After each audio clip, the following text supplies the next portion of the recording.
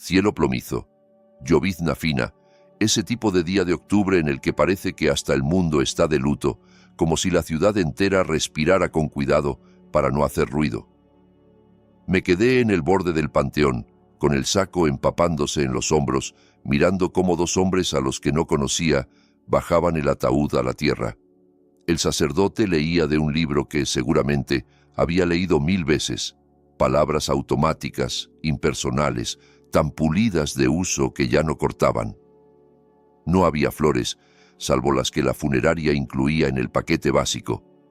No hubo música, ni elogios, ni una fila de personas dispuestas a contar anécdotas de una vida bien vivida. Solo estábamos yo, el sacerdote y el viejo que había vivido junto a mis padres durante 40 años. No lloré. No sabía si se suponía que debía hacerlo. No sabía si me había ganado el derecho, o si ese derecho se conquistaba con sangre y apellidos, no con silencios compartidos por un agujero en una barda. Pero me quedé hasta el final, hasta que la última palada de tierra cubrió el ataúd, hasta que los trabajadores sacudieron el barro de sus botas y recogieron las herramientas. Me quedé hasta que el sacerdote me estrechó la mano y me ofreció condolencias huecas porque jamás había conocido al hombre que estaba enterrando. Me quedé incluso cuando el viento me heló las orejas y sentí que me temblaban los dedos. Entonces apareció el abogado, joven, quizá de unos 30, con un traje demasiado grande y un maletín de cuero que parecía más viejo que él. Cruzó el pasto mojado hacia mí y sus zapatos chapotearon a cada paso. Traía esa rigidez de quien carga un secreto ajeno, de quien ya escuchó demasiadas veces, «Esto no se puede deshacer». Se detuvo frente a la tumba recién cerrada, miró la tierra como si le diera miedo pisarla y luego levantó la vista. «Señor Rivas, Tomás Rivas», dijo. «Sí. Me llamo Ignacio Paredes. Fui el abogado del señor Santillán». Señaló la tierra húmeda. «Esperaba encontrarlo aquí». «¿Cómo supo que vendría?» Sonrió con tristeza, como si esa pregunta le apretara un botón doloroso. «Él me dijo que vendría. Dijo que usted era el único que lo haría. Debo explicar algo. Me llamo Tomás Rivas y soy profesor de historia en una preparatoria de Guadalajara, Jalisco. Tengo 40 años. Me divorcié hace 3 y no tengo hijos. Paso los días hablándoles a adolescentes sobre la revolución, el crack del 29, las dictaduras, las transiciones y todos esos hechos que terminan moldeando un país. Intento que entiendan que la historia no son solo fechas y nombres en un libro. Es gente. Gente común tomando decisiones cuyas ondas se expanden en el tiempo y alcanzan generaciones que nunca conocerán. Jamás imaginé que un día estaría en un panteón, con un sobre de un hombre muerto en las manos, a punto de descubrir que mi propia historia estaba construida sobre una mentira. Ignacio abrió el maletín con cuidado, como quien no quiere que el aire toque algo frágil. Sacó un sobre manila, sellado, con mi nombre escrito en una letra que me golpeó el pecho antes de entender por qué. La reconocí al instante. Era la misma letra de los regalos de cumpleaños que aparecían del otro lado de la barda, la misma de las notas escondidas en historietas, la misma que yo había visto en cuadernos etiquetados con paciencia. «Me pidió que se lo entregara solo a usted», dijo Ignacio. «Me advirtió que, si usted no venía al funeral, yo debía buscarlo, que lo haría, aunque me tomara semanas». Tragó saliva. «También me pidió que le dijera algo, que no se culpe por nada, que usted hizo lo que pudo». El viejo se llamaba Leandro Santillán. Se mudó a la casa de al lado en 1984, el año en que yo nací. Desde que tengo memoria, ahí estaba, fijo en el vecindario, presencia constante. Su casa era pequeña, de una planta con buhardilla, blanca y siempre impecable, incluso cuando envejecer le fue haciendo cada movimiento más difícil. El césped siempre recortado, las canaletas limpias, el coche, un Toyota beige que parecía tener 20 años de uso, estacionado en el mismo lugar del portón, día tras día. Y desde que tengo memoria, mis padres lo odiaban, no lo evitaban, Lo odiaban con una disciplina feroz, con una energía que parecía alimentarlos. No uso esa palabra a la ligera.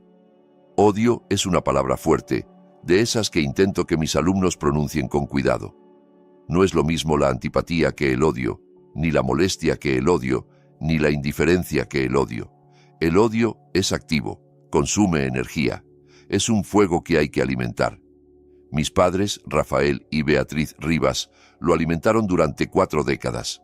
No le hablaron nunca, ni una sola palabra en 40 años viviendo a pocos metros de distancia. Si lo veían en su entrada recogiendo el correo, daban media vuelta y se metían, aunque estuvieran a la mitad de algo. Si se lo cruzaban en la calle paseando al perro, se cambiaban de acera, jalando la correa con tanta fuerza que el animal gemía.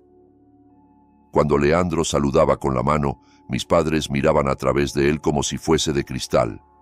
Levantaron entre las propiedades una barda altísima, lo más alto que permitía el reglamento municipal, casi 3 metros. Recuerdo a mi padre pasando un fin de semana entero clavando postes con una furia que yo nunca le había visto, negándose a que alguien lo ayudara, sudando como si estuviera en guerra. Cuando terminó, se quedó contemplándola con satisfacción, como si hubiera construido una fortaleza contra un ejército invasor. «Ahí», dijo, «ahora ya no tenemos que verlo». Mi madre asintió sin sonreír, con esa seriedad que se te queda pegada en la piel cuando eres niño y no sabes explicar por qué te da miedo. Lo demandaron 3 veces.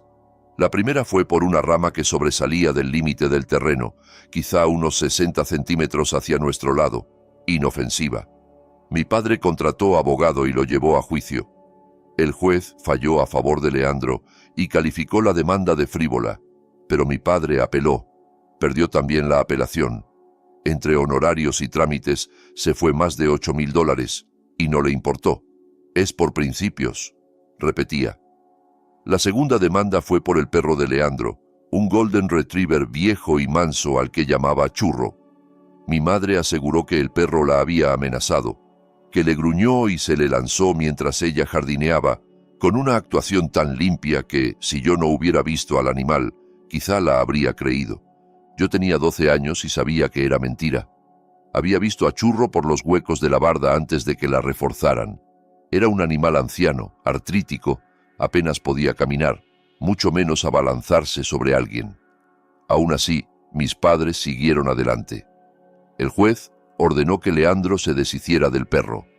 Desde mi ventana vi llegar una camioneta de control animal y vi a Leandro salir con Churro en brazos, llorando a mares, hundiendo la cara en el pelaje como si quisiera memorizarlo por última vez.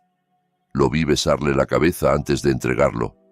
Esa noche lloré yo también, con la almohada contra la boca, sin entender por qué mis padres hacían algo tan cruel, solo sabiendo que estaba mal y que mi casa olía a algo rancio que no era comida.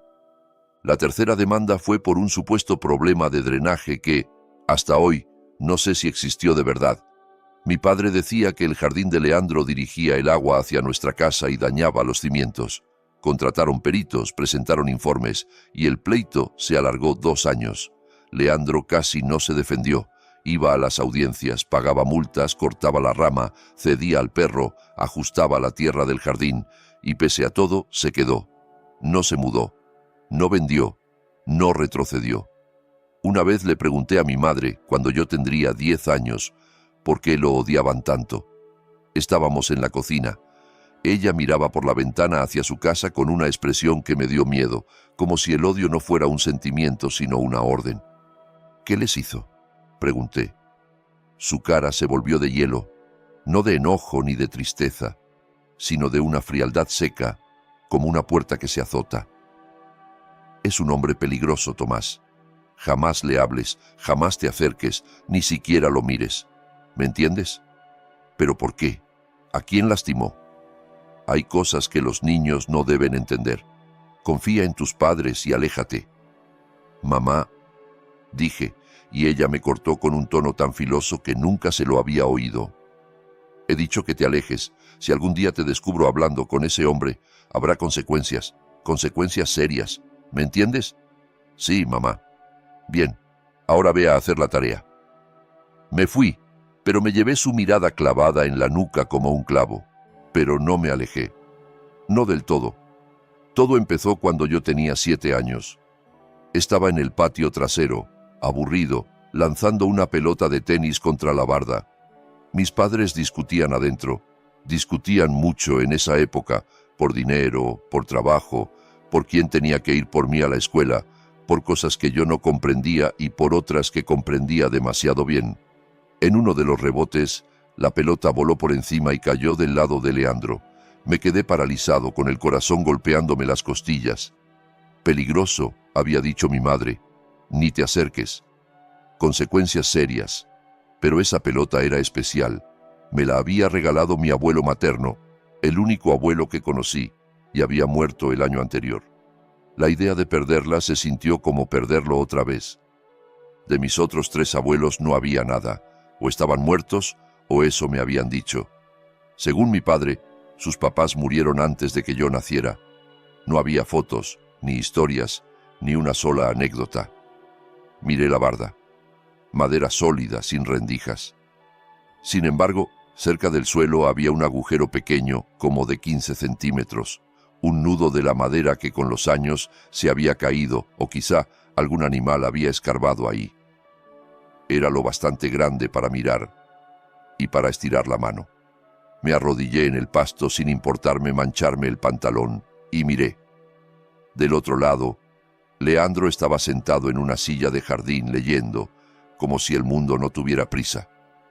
Se veía viejo, quizás 70, con el cabello blanco desordenado y un rostro curtido por el sol. Vestía un suéter grueso y pantuflas, como el abuelo de un cuento. A su lado, sobre una mesita, había una taza de té humeante en pleno verano. No parecía peligroso, parecía solo. Parecía, sin exagerar, la persona más triste que yo hubiera visto. Debió sentir mi mirada porque levantó la vista. Nuestros ojos se encontraron a través del agujero. Yo esperaba que gritara, que llamara a mis padres, que hiciera algo amenazante. Me preparé para la prueba de que mi mamá tenía razón. En cambio, sonrió con una suavidad que me desconcertó. «Perdiste algo», dijo con una voz ronca, de alguien que llevaba mucho tiempo sin hablar con nadie. «Mi pelota se fue para allá. Lo siento. No te disculpes. Estas cosas pasan». Se levantó despacio, con las articulaciones quejándose, recogió la pelota junto a un macizo de flores y la llevó a la barda. Se arrodilló con un gruñido de esfuerzo, y ya de cerca vi mejor su cara. Ojos amables, arrugas profundas, una expresión que parecía conocer la tristeza. «Toma, hijo». Rodó la pelota de vuelta por el agujero. «Gracias». «De nada. Debí haberme ido. Debí tomar la pelota y correr adentro, como mi madre ordenaba. Pero algo me sostuvo allí, una intuición terca que me decía que ese hombre no era lo que mis padres aseguraban». «Tú eres Tomás, ¿verdad?», el niño de al lado. «Sí, señor. Yo soy Leandro. Qué gusto por fin conocerte. Te he visto crecer desde aquí. Eras un bebé cuando me mudé. Mis papás dicen que no debo hablar con usted». Su cara titubeó un segundo. Dolor, quizá, o resignación, como quien ya escuchó esa frase demasiadas veces. «Lo sé, y deberías obedecerlos. Quieren lo mejor para ti. Entonces, ¿por qué me habla?». Guardó silencio, y cuando respondió, su voz tenía un peso que yo no entendí entonces y que hoy reconozco como duelo. «Porque mereces amabilidad, Tomás. Todo niño la merece, aunque sea una palabra a través de una barda». Dijo «mereces», como si fuera un derecho que alguien me había negado. En lugar de irme, le conté lo de la pelota y mi abuelo. Él asintió como si eso importara de verdad, como si no fuera una tontería de niño, sino una especie de juramento. «Entonces cuídala bien. Las cosas especiales son difíciles de encontrar». Antes de levantarse agregó: «Si algún día quieres platicar, siempre estoy aquí, del otro lado. Solo asómate por el agujero y saluda». Yo regresé corriendo a casa, con la pelota pegada al pecho y el corazón desbocado. No dije nada. A nadie. Me tragué el secreto con la misma urgencia con la que me tragaba el miedo. Pero al día siguiente volví. Y al otro. Aquel agujero se volvió nuestro refugio clandestino. la grieta por donde entraba aire en una casa que se me estaba volviendo demasiado cerrada. Ese verano, cada tarde, cuando mis padres estaban distraídos, discutiendo o demasiado metidos en sus propios asuntos, yo me escabullía hacia la barda. Me arrodillaba en el pasto y Leandro acercaba su silla del otro lado como si ya me estuviera esperando desde antes de que yo decidiera aparecer. Al principio eran cosas pequeñas: la escuela, mis amigos, los libros que leía. Él me preguntaba qué me gustaba y yo le decía que la historia, porque se parecía a investigar, juntar pistas del pasado para entender cómo llegamos al presente. Leandro sonreía con un orgullo casi doliente. «Tienes una mente curiosa», me decía. «Eso es un don. No lo pierdas». Luego me pedía que le contara qué había aprendido ese día y me escuchaba como si yo fuera importante. Con el tiempo empezó a contarme de su vida, los lugares que había visto cuando era joven, sitios que yo solo conocía por fotografías. Me habló de Machu Picchu, de la Alhambra, de las pirámides de Teotihuacán, de las cataratas del Iguazú, de calles antiguas en Cartagena. Lo describía con un detalle tan vivo que yo casi podía sentir el sol y el polvo, o el eco de pasos en una plaza. «¿Y por qué viajó tanto?», le pregunté una tarde. «Porque quería entender», respondió. «El mundo es enorme, Tomás, lleno de historias. Quise verlo todo». «¿Y todavía viaja?», negó con la cabeza. «Ya no. Ahora mi mundo es este patio, esta silla, esta barda». «Eso suena triste». Me miró con esos ojos amables y cansados. «Lo es, pero es una elección que hice, y la haría otra vez. A veces metía la mano por el agujero para darme cosas, un caramelo, una historieta y una vez un pajarito de madera que él mismo talló. Antes tallaba todo el tiempo», me dijo. «Mi padre me enseñó cuando yo tenía tu edad. Decía que era bueno para el alma, hacer algo con las manos. Es precioso», le dije, y él se encogió de hombros como si no fuera nada. «Guárdalo, para que te acuerdes de mí». Yo escondía esos regalos en una caja de zapatos bajo mi cama, muerto de miedo de que mis padres los encontraran.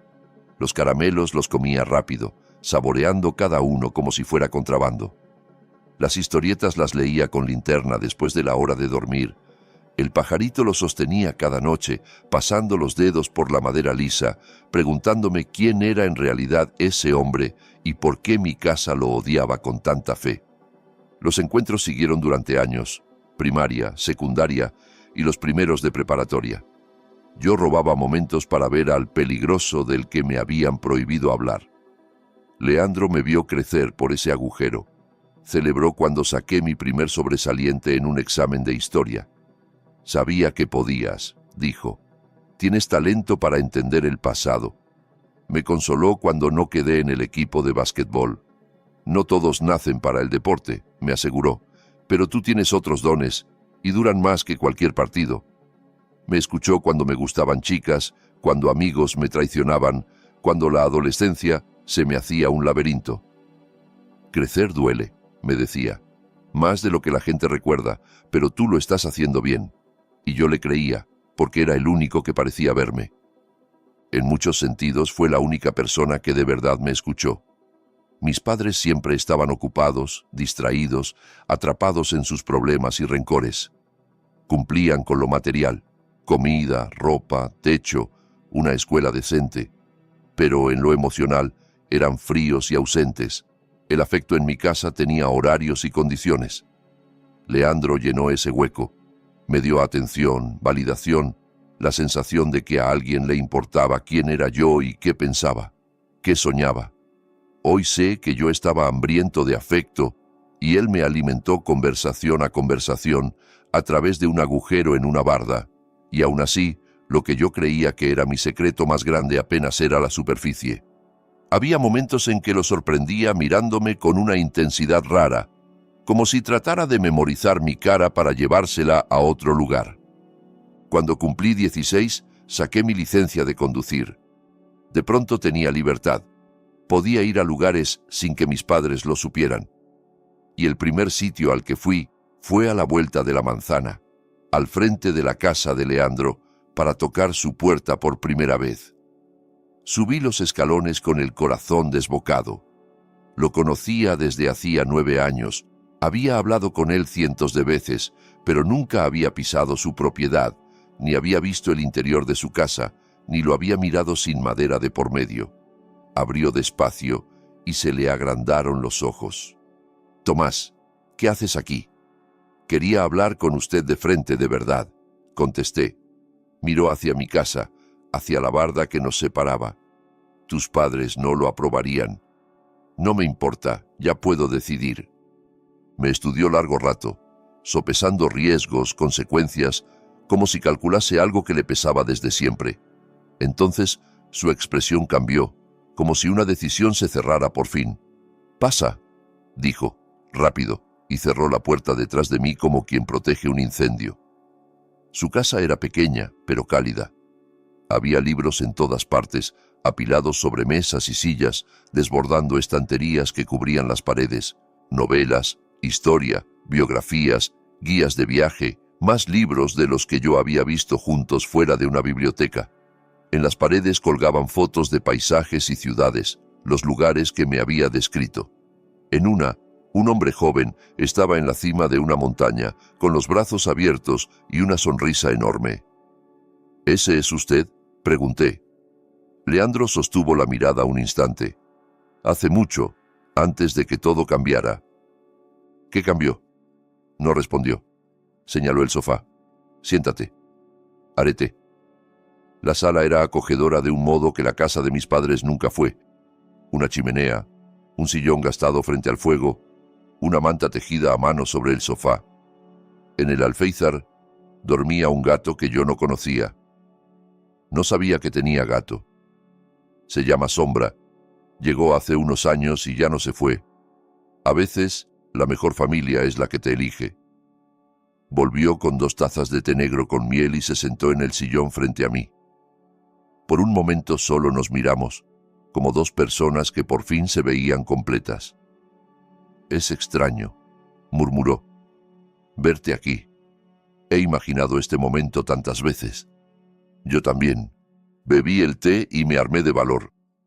«Don Leandro, ¿puedo preguntarle algo?». «Lo que quieras». «¿Por qué mis papás lo odian tanto? ¿Qué les hizo?».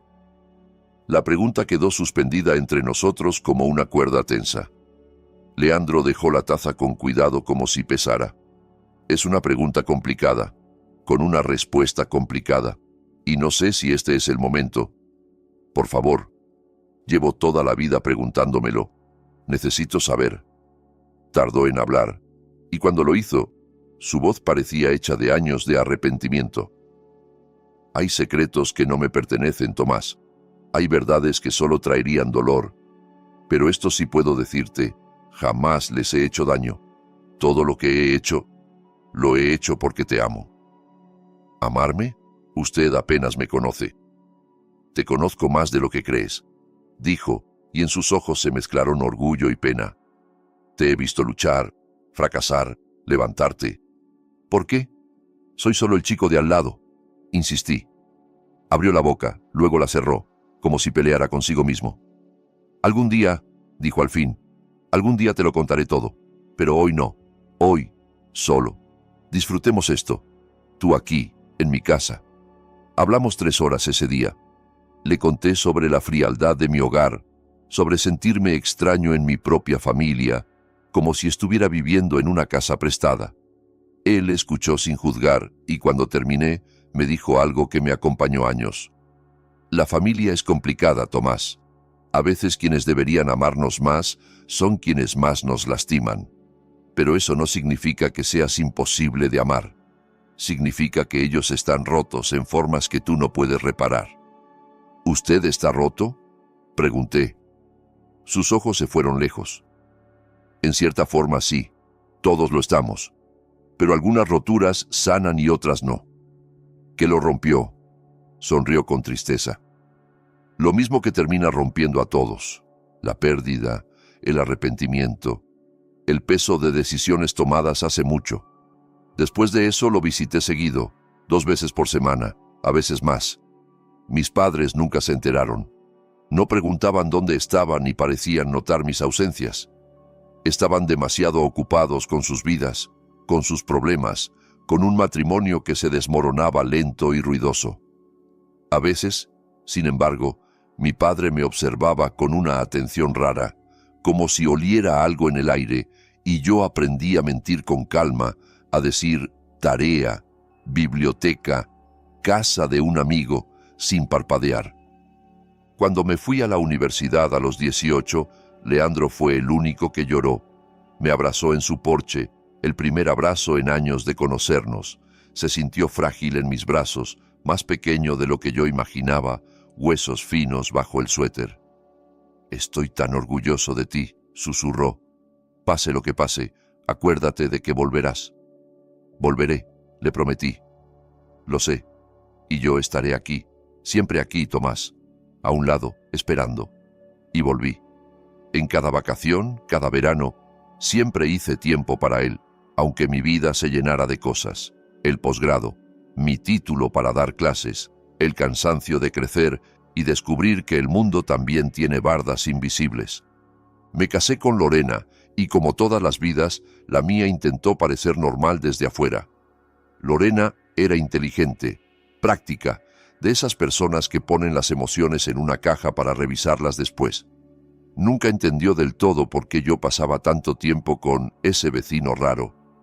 «¿Qué tanto te puede aportar un señor que casi no sale?», preguntaba, y yo me quedaba sin palabras, porque ¿cómo explicas que alguien te sostuvo la infancia con conversaciones clandestinas?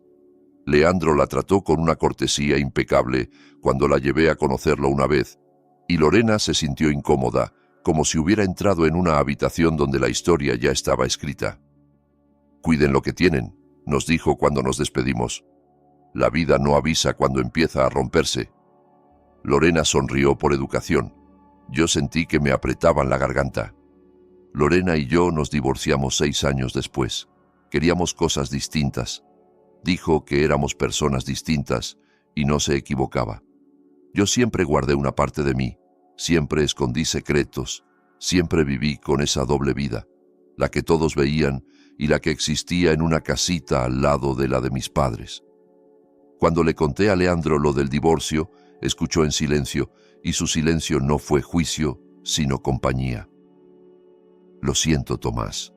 El matrimonio es difícil, y más cuando hay cosas que no puedes compartir». «¿Qué quiere decir?» «Nada», dijo. «Solo la observación de un viejo». Pero con los años algo se había ido moviendo entre nosotros, nuestras conversaciones se acortaron. Leandro se veía cansado, distraído, y a veces me miraba como si quisiera decir algo enorme y no encontrara cómo. «¿Está bien?», le pregunté una vez. La edad alcanzándome, sonrió, pero no le llegó a los ojos. «No te preocupes, yo me preocupé igual. En mis 30 empezó a deteriorarse. Se le escapaban los nombres, repetía historias, se perdía a mitad de una frase como si el camino se le borrara de pronto. Caminaba peor, ya ni al súper iba, pedía a domicilio y aceptaba la ayuda que yo podía darle. Le ofrecí buscarle un lugar con cuidados. «No», dijo con una firmeza que me sorprendió. «Me quedo aquí. Tengo que quedarme». «¿Por qué? Esta casa es demasiado para usted». «Porque aquí estás tú, Tomás», respondió con los ojos tristes y agotados. «Aquí puedo verte». En ese momento no entendí lo que decía. No entonces. Lo tomé como una ternura torpe, no como una confesión disfrazada. La última vez que lo vi con vida fue 2 semanas antes del funeral. Estaba en el hospital, su cuerpo rindiéndose después de 90 años. La habitación olía a desinfectante y a algo más, algo que siempre me ha parecido el olor de los finales. Me senté a su lado y le sostuve la mano, viendo subir y bajar su pecho como un esfuerzo. Tenía la piel delgada, como papel, y aún así apretó mis dedos con una fuerza sorprendente. «Debí decírtelo», susurró, apenas audible entre el pitido de las máquinas. «Debí decírtelo hace años». ¿Decirme qué? ¿Qué debió decirme? Me incliné, desesperado, como si acercarme pudiera rescatar las palabras. Pero cerró los ojos y se durmió, y nunca obtuve respuesta mientras estuvo vivo. hasta el funeral, hasta el abogado, hasta el sobre. Lo abrí en mi coche con las manos temblorosas. La lluvia ya había parado, pero el cielo seguía gris y el aire húmedo y pesado. En el estacionamiento del Panteón, rodeado de lápidas y silencio, leí la carta que iba a cambiarlo todo. Dentro había una sola hoja, cubierta de una letra que reconocí al instante. «Para mi nieto Tomás», decía, y mi estómago se hundió antes siquiera de terminar la primera línea. «Si estás leyendo esto, ya me fui, y por fin sabes la verdad. Perdóname por necesitar mi muerte para decirla. Perdóname por tantos años de silencio, pero necesito que entiendas por qué. Tu padre es mi hijo. No siempre se llamó Rafael Rivas. Su nombre fue Rafael Santillán». Sentí que el mundo se desplazaba unos centímetros, como cuando un temblor empieza suave y aún así te cambia el cuerpo. La carta seguía. Era mi niño, mi único hijo, el centro de mi mundo. Cuando su madre murió y él tenía 10 años, lo crié solo. Le di todo lo que tenía. Lo amé más que a mi propia vida. Y hace 45 años hizo algo terrible. No te diré qué fue en esta carta. Las pruebas están en mi ático, en una caja rotulada «La Verdad». Ahí encontrarás fotos, documentos, recortes, una carta en su propia letra. Todo lo necesario para entender lo que pasó. Leandro escribió. Cuando lo enfrenté me dio a elegir, guardar silencio o perderlo para siempre. Yo no pude aceptar el silencio como destino, así que me cortó de su vida, cambió de nombre, se fue, se inventó un origen nuevo y un padre que, convenientemente, no existía. Cada frase era un ladrillo cayendo. Le dijo a todos que yo estaba muerto, te dijo a ti que yo estaba muerto, pero yo no podía dejarte ir. Eras mi nieto, mi sangre, la única familia que me quedaba. Por eso hice lo que algunos llamarían una locura. Vendí todo, mi negocio, mis ahorros, todo, y compré la casa de al lado. Quería verte crecer, estar cerca aunque no pudiera ser parte de tu vida. Tu padre me reconoció de inmediato. No podía impedir que comprara la casa, pero sí podía asegurarse de que nunca supieras quién era yo.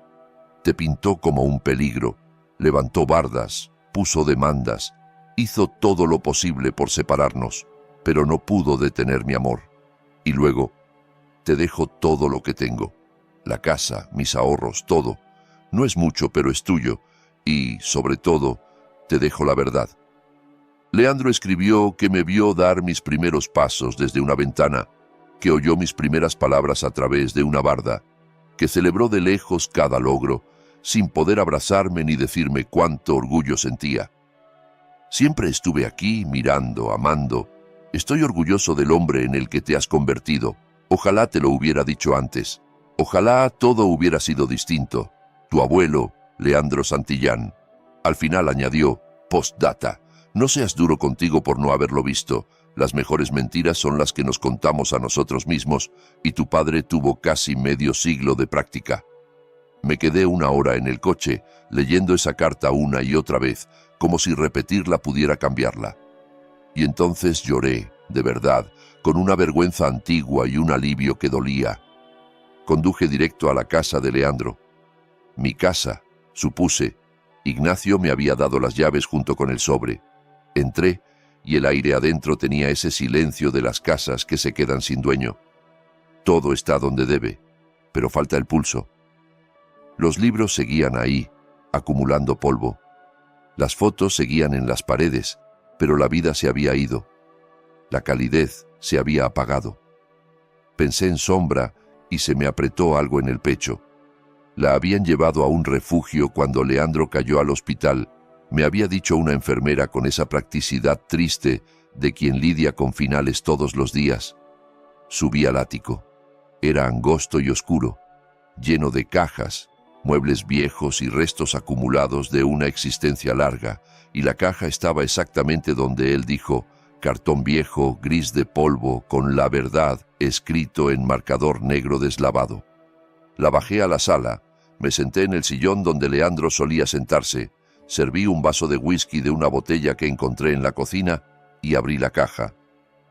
Adentro había recortes amarillentos, frágiles, fotos, documentos, cartas, una historia completa de algo que yo no sabía que existía. El primer recorte era de 1979, de un periódico local de un pueblo del que nunca había oído hablar, a unos 80 kilómetros de donde vivimos. El titular decía: «Atropello y fuga deja muerta a joven madre». El artículo contaba que Clara Méndez, de 28 años, fue atropellada cuando cruzaba la calle cerca de su casa. Eran como las 11:30 de la noche. Volvía caminando de la casa de su hermana, a solo 3 cuadras. El conductor huyó. Clara murió en el hospital 3 horas después, sin recuperar la conciencia. Dejaba un esposo, Sergio, y 2 hijos pequeños, Álvaro, de 7, y Natalia, de 4. El conductor nunca fue encontrado, pero Leandro sí lo había encontrado. Había fotos del coche de mi padre de esa época, un Ford Mustang azul, con daño en la defensa delantera y el lado del copiloto. Fotos del cruce donde murió Clara, con marcas de derrape en el pavimento. Recibos de reparación pagados en efectivo en un taller de un par de pueblos más allá, fechados 2 días después del atropello. Había un reporte policial conseguido quién sabe cómo. Testigos hablaban de un deportivo azul que se fue a toda velocidad, con la placa cubierta de lodo. El caso se enfrió en un mes. Y luego estaba la carta. Una carta de mi padre a Leandro, fechada en 1979, escrita con la misma letra que yo había visto toda la vida en permisos escolares y tarjetas. «Papá, sé que lo sabes. Estaba borracho. No la vi hasta que fue demasiado tarde. Entré en pánico. Me fui». La carta era de 3 semanas después del accidente. 3 semanas de mi padre esperando caer, viendo las noticias, escuchando su propia culpa como un ruido constante en el fondo. «Por favor, no le digas a nadie. Te juro que no vuelvo a tomar. No vuelvo a manejar así. Haré lo que quieras. Solo, por favor, guarda este secreto. Si me amas, lo harás. Tu hijo, Rafael». Había más cartas. Una respuesta de Leandro, fechada en 1980. «Rafael, he intentado vivir con esto. Dios sabe que lo he intentado. Pero cada noche cierro los ojos y veo a esa mujer. Veo a sus hijos en el funeral, demasiado pequeños para entender por qué su mamá no vuelve. Veo a su esposo destruido. Tienes que entregarte. Es la única forma de intentar reparar esto». Y luego, como un golpe final: «Si no vas a la policía antes de que termine el mes, iré yo». La respuesta de mi padre era corta, con una letra casi ilegible, temblorosa de rabia o miedo. «Si le dices a alguien, desaparezco, cambio de nombre, me voy, no vuelves a verme. Y si algún día tengo hijos, jamás los conocerás. ¿Eso quieres? ¿Perder a tu único hijo? ¿Nunca conocer a tus nietos? Esta elección es tuya, no mía, tuya». No era una amenaza vacía, era una promesa, y Leandro, según todo indicaba, eligió hacer lo correcto, pero llegó tarde. Había notas suyas, fechas, intentos de mover el caso, pero mi padre se adelantó, se esfumó, cambió Santillán por Rivas, se mudó, se casó con mi madre, que tal vez nunca supo o eligió no saber, y levantó una vida nueva sobre el silencio. Leandro, en cambio, tomó otra decisión. Encontró dónde estaba su hijo, compró la casa de al lado, y esperó 40 años. Esperó detrás de una barda, robando momentos por un agujero en la madera, amándome del único modo que le dejaron. Me quedé toda la noche leyendo. Para la mañana tenía el cuadro completo. Clara Méndez murió el 15 de marzo de 1979. 2 niños crecieron sin madre. Sergio, el esposo, trató de sostenerse 5 años antes de que el duelo y el alcohol lo devoraran. Murió en 1984, el mismo año en que yo nací y el mismo año en que Leandro se mudó junto a nosotros. Una familia destruida por la cobardía de un hombre. Una familia a la que le robaron la justicia. Y mi vida, la mía, estaba amarrada a ese crimen como un hilo invisible que de pronto se hizo cuerda. Tenía una decisión que tomar. La confrontación llegó 3 días después. 3 noches sin dormir. 3 días de mirarme al espejo buscando rasgos de mi padre, tratando de ver al hombre que atropelló a una mujer y huyó. Llamé a mi madre y le dije que iría a cenar. Sonó sorprendida y contenta, como si mi presencia pudiera tapar una grieta. «Qué alegría, Tomás. Tu papá ha preguntado por ti». Yo pensé, claro que sí. Apostaría a que preguntó desde que murió Leandro, desde que supo que la sombra que lo había vigilado 40 años por fin se apagaba. Llegué a las 7. La misma casa donde crecí, el césped perfecto, la bandera nacional junto a la puerta. Pero todo se veía distinto, como un escenario, una fachada pulcra construida sobre una mentira. Mi padre estaba en su estudio, leyendo. Tenía 72 años, jubilado de la aseguradora donde trabajó 3 décadas. Cabello blanco, rostro surcado por la edad. Parecía cualquier abuelo, salvo que no lo era. Era un hombre que había matado a alguien y se había salido con la suya. «Tomás», dijo al levantar la vista, «esto sí que es una sorpresa. Tu mamá dijo que venías a cenar». «Necesitamos hablar antes», respondí. «Tú, mamá y yo. Ahora». Algo titiló en sus ojos. Reconocimiento, miedo. ¿De qué? Puse la caja sobre su escritorio, la caja del ático de Leandro, la caja rotulada «La verdad». Mi padre palideció como si le faltara aire. «¿De dónde sacaste eso?» «De mi abuelo», dije. «Me lo dejó». El silencio se estiró. Mi padre miraba la caja como si fuera una bomba. «¿Está muerto?», preguntó al fin. «Sí, murió la semana pasada. Yo fui el único en su funeral, su única familia». «Él no era tu familia», escupió mi padre sin fuerza, como si las palabras fueran lo único que le quedaba para sostener una muralla. «Fue más familia para mí de lo que tú has sido», respondí. Mi madre apareció en la puerta con un delantal y una cuchara de madera. «¿Qué pasa? La cena está casi lista». «La cena puede esperar», dije. «Tenemos que hablar de Clara Méndez». El color se le fue del rostro a los dos. Mi madre dejó caer la cuchara con un golpe seco que sonó demasiado fuerte en esa casa demasiado ordenada. «No sé de qué hablas», dijo mi padre, y su voz sonó ensayada, antigua, como una frase repetida frente al espejo durante décadas. «¿No? Entonces esto te ayudará a recordar». Abrí la caja, saqué el recorte y lo arrojé sobre su escritorio. 15 de marzo de 1979, atropello y fuga, madre de 2. ¿Te suena? Mi padre tragó saliva. Mi madre empezó a temblar. «Tomás, no sé quién te está metiendo estas ideas». ¿Ideas? Saqué las fotos del Mustang, los recibos, el reporte y, por último, la carta de su puño y letra. «Aquí está tu confesión». Mi padre miró su propia letra como si le quemara. Sus manos temblaban. «Fue hace mucho», murmuró. 45 años. 45 años desde que la mataste y te fuiste», dije. «Fue un accidente. Ibas borracho. Huiste. La dejaste morir sola en la calle. Eso no es un accidente, es un delito». Mi madre se echó a llorar, un llanto que parecía venir de un lugar viejo, como si algo se hubiera estado pudriendo en silencio dentro de ella. Mi padre se dejó caer en su silla, con la cara gris. «Si iba a la policía, lo perdía todo», dijo como si eso lo absolviera. «Mi carrera, mi vida». «La vida de ella se acabó», le contesté. «La de sus hijos quedó destrozada. Su esposo se bebió el duelo hasta morir. Y tú tuviste asados, fiestas, un barrio tranquilo, un apellido limpio. He vivido con culpa cada día». «¿Sí? Porque desde donde estoy parece que has vivido bastante cómodo. ¿Qué quieres que diga?» «Quiero que digas que lo sientes», respondí. «Quiero que intentes arreglarlo». «Ya es tarde», prescribió. Dijo, con una frialdad que me revolvió el estómago, como si la ley fuera un colchón moral. «¿Eso te repites para dormir? ¿Que no cuenta porque te saliste con la tuya?» Junté los papeles de la caja con manos que me temblaban, pero no de miedo, de rabia y de algo parecido al duelo. «Me los llevo, y haré lo que Leandro debió hacer hace 45 años.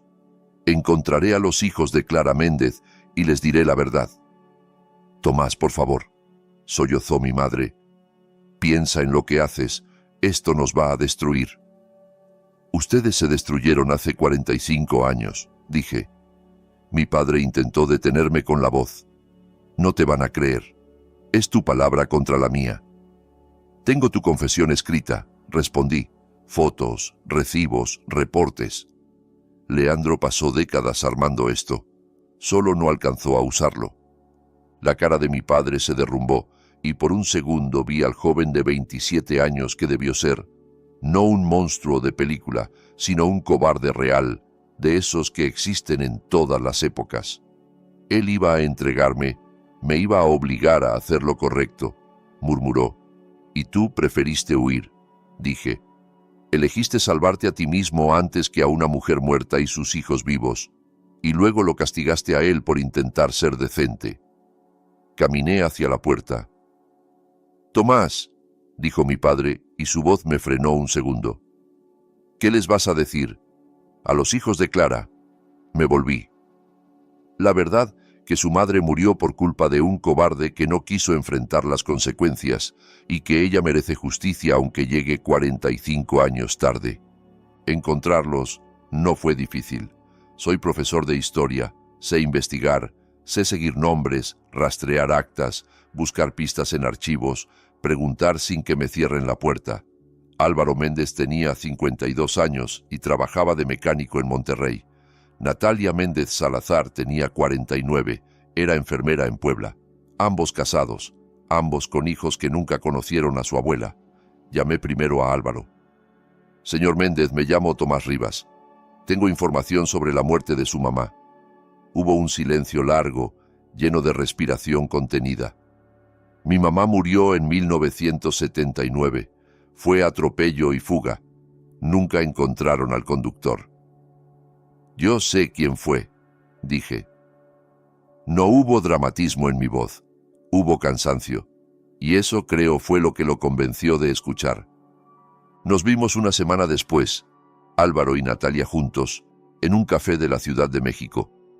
No se parecían a lo que mi mente había inventado.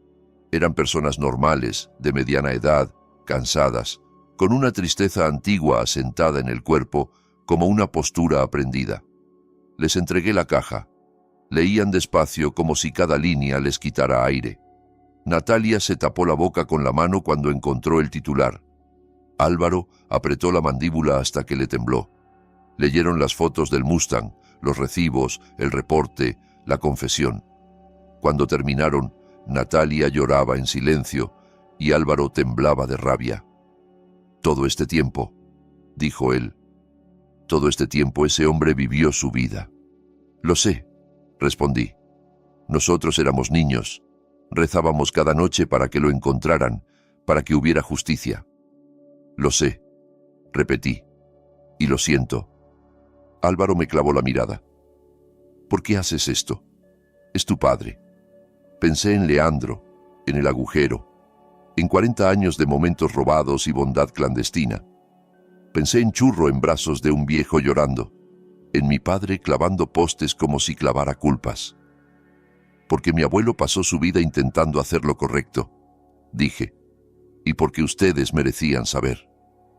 Natalia levantó la vista, roja de llanto. ¿Y tú qué mereces? La pregunta me partió en dos, porque no supe responder. Nadie me había preguntado eso jamás. Lo único que pude decir fue la verdad más simple. Merezco dejar de mentirme, y merezco honrarlo a él, a Leandro. La parte legal fue enredada. Habían pasado décadas. El delito aplicable estaba prescrito penalmente, y mi padre no podía ser procesado.